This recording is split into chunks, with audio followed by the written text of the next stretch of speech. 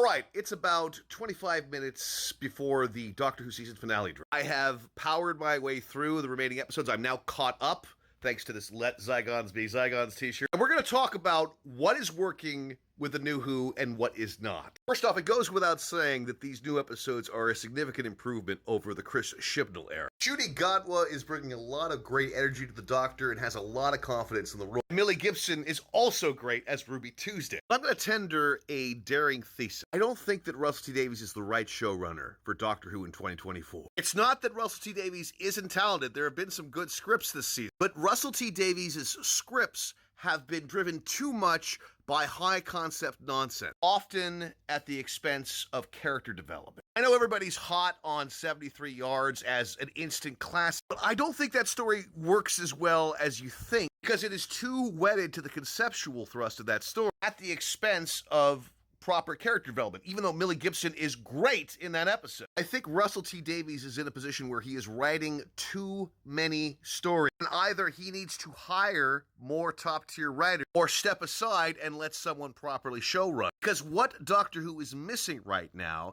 is the quirkiness and the intelligence that has typically driven the show over its 60-year run. And this is my criticism. It's not the woke stuff. In fact, I very much enjoyed that campy moment in Rogue where the Doctor squares off with Rogue over Kylie Minogue. Let's go back to 73 Yards. This is essentially Russell T Davies ripping off not only Turn Left, but also Years and Years, his wonderful series that he did a couple of years ago. And if you look at Dot and Bubble, that's actually a ripoff of the famous John W. Campbell story, The Machine. A little bit of social media thrown in. Dot and Bubble is too concerned with its concept, giving us a particularly vapid Eloy-like figure to follow over the course of the story. For me, the best episode of this season has been Boom. The reason Boom works so well is because Stephen Moffat, and I never thought I'd fucking say this, understands that it's the heart that comes first and the concepts that come later. Not only that, but Stephen Moffat threw in a few little digs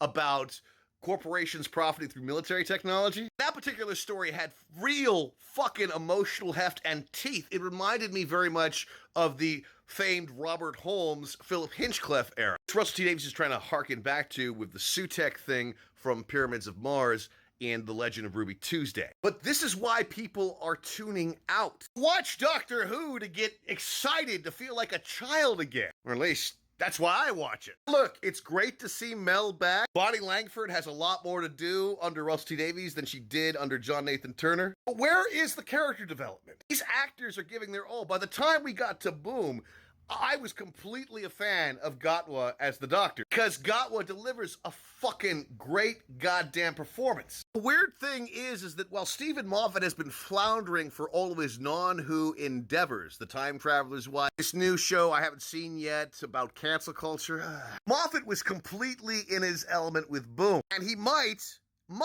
be a better showrunner in 2024 than Russell T Davies, because Moffat understands the tonal priority of the show in a way that seems to be lacking with Russell T Davies. And don't get me wrong, I have largely enjoyed these stories, and I know that Russell T Davies has a difficult task trying to sort out the mess created by the Timeless Children bullshit. Thank you, fucking Chris Chibnall. But this is a show about reinvention, one that reflects our age, and one that does so through quirkiness, charm, and intelligence. And I just feel that some of that is missing. I legitimately want to be excited about Doctor Who in the way that I was with the Caves of Androzani, or even when Christopher Eccleston showed up with this revival. Doctor Who just isn't exciting anymore because it is too driven by ideas, not characters. Anyway, we'll see what this season finale has to offer, but that is my take. It's not the woke shit. Don't listen to all these right-wingers who are saying, oh, Doctor Who is